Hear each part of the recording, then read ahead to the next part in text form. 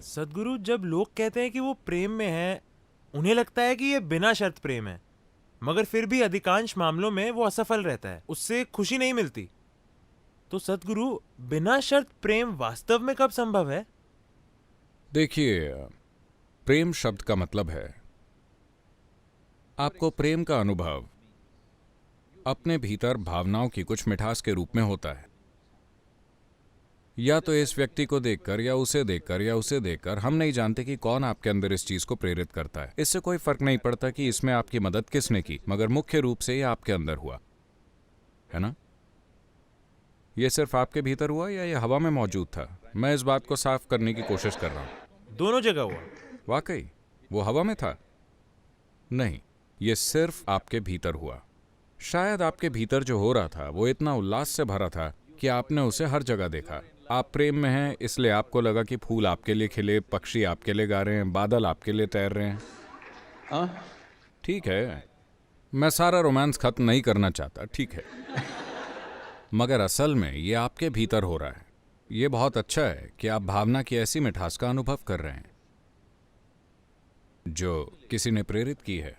आप असल में दूसरे व्यक्ति का एक चाबी की तरह इस्तेमाल कर रहे हैं जिससे अपने भीतर एक अनुभव को खोल सकें। मैं आपसे पूछता हूं, आप चाबी का इस्तेमाल क्यों कर रहे हैं जब ताला ही नहीं है, कोई दरवाजा नहीं है, जब किसी तरह की कोई रुकावट नहीं है? बात बस ये है कि आप धक्के से शुरू होने वाली मशीन है। क्या आप जानते हैं धक्के से शुरू होने वाली मशीन क्या होती है? अगर 25 साल पहले आपके पास एम्बेसडर होती तो आप उसे हमेशा इस तरह एक ढलान पर खड़ी करते, क्योंकि सुबह 2 लोगों को धक्का लगाना पड़ता था। अगर आप उसे इस तरह पार्क करेंगे तो कोई नहीं आएगा, आपका परिवार घर से बाहर नहीं निकलेगा। अगर वो इस तरह है तो कोई आकर धक्का देगा। अब सभी गाड़ियां अपने आप स्टार्ट होने वाली हैं, कई तो रिमोट से स्टार्ट होती हैं। इसका क्या मतलब है? तकनीकी विकास। आप तकनीकी संस्थान हैं, ठीक है। मैं पूछ रहा हूं, क्या आप अपनी तकनीक को इस तरह अपग्रेड करना चाहेंगे कि आप सेल्फ स्टार्ट पर आ जाएं? आप सुबह उठें तो आप खुशी, प्यार और उल्लास से अपने आप छलक रहे हो, आपको किसी और की प्रेरणा की जरूरत ना हो। क्या आप एक सेल्फ स्टार्ट मशीन बनना चाहेंगे? Then you must come to me. फिर आपको मेरे पास आना चाहिए। अभी जो लोग हवा में प्यार देख रहे हैं वो अपनी जगह ठीक है, आपको उन्हें कुछ बताने की जरूरत नहीं है। आप कहिए ठीक है, ठीक है, मगर यह बहुत जरूरी है कि आप एक सेल्फ स्टार्ट मशीन बने, वरना कुछ समय बाद After some time, आप दूसरे इंसान से खुशी निचोड़ने की कोशिश करने लगेंगे। तभी ये प्रेम संबंध मुश्किल और भयंकर हो जाते हैं, क्योंकि आप दूसरे व्यक्ति से खुशी निचोड़ने की कोशिश करते हैं। नहीं, जीवन ऐसा होना चाहिए when it comes to joy, when it comes to love, when it comes to exuberance of life, you must be the source of this, isn't कि it? जब खुशी की बात हो, प्रेम की बात हो, जीवन के उल्लास की बात हो, उसका स्रोत आपको होना चाहिए। बाकी चीजें जीवन में साझा की जाती हैं। किसी रिश्ते का हिस्सा बनने के 2 तरीके हैं।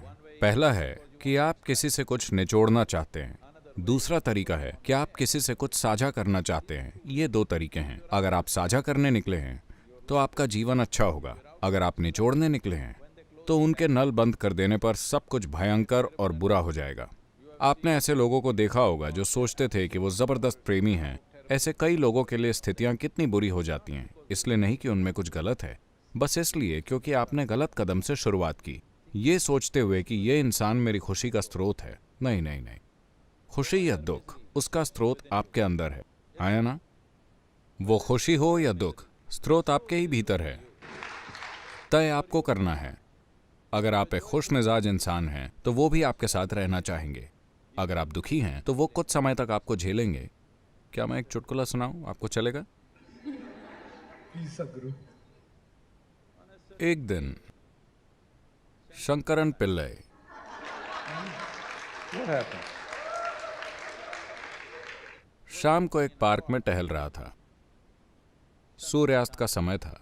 उसने देखा कि पत्थर की एक बेंच पर एक सुंदर सी युवती बैठी हुई है। Stone bench. आप पार्क की बेंच जानते हैं?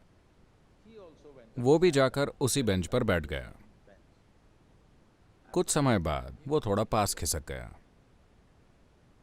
वो थोड़ा दूर खिसक गई, वो कुछ मिनट रुककर फिर से थोड़ा पास खिसक आया, वो थोड़ा और खिसक गई।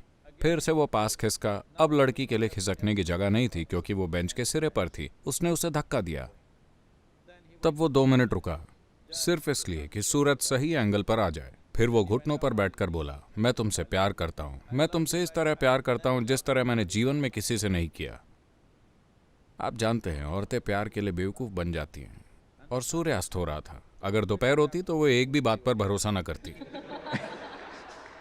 सूर्यास्त हो रहा था, माहौल सही था, इसलिए उसने हामी भर दी। And she kind of yielded.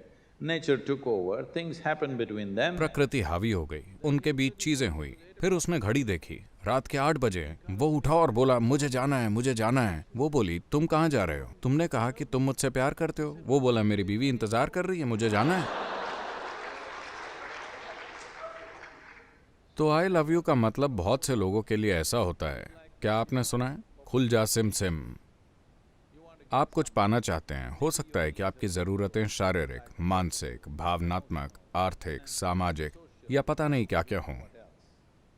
आपकी जरूरतें हैं तो आप इस मंत्र का इस्तेमाल उन्हें पूरी करने के लिए करते हैं और ये कारगर होता है। आधी बार ये काम करता है, ठीक है। मैं कह रहा हूं कि ये जरूरी है कि आप प्रेम से भरे होने की खुशी को जानें, क्योंकि भावनाओं की मिठास आपके लिए तब जरूरी हो जाती है जब आप अपने जीवन में वाकई बड़े कदम उठाना चाहते हैं। अगर आपके दिल में प्रेम की मिठास नहीं है तो मेरी बात मानिए, अगर आप दुनिया में, खासकर भारत में बड़े कदम उठाने की कोशिश करेंगे तो आप हताश हो जाएंगे और कनाडा चले जाएंगे।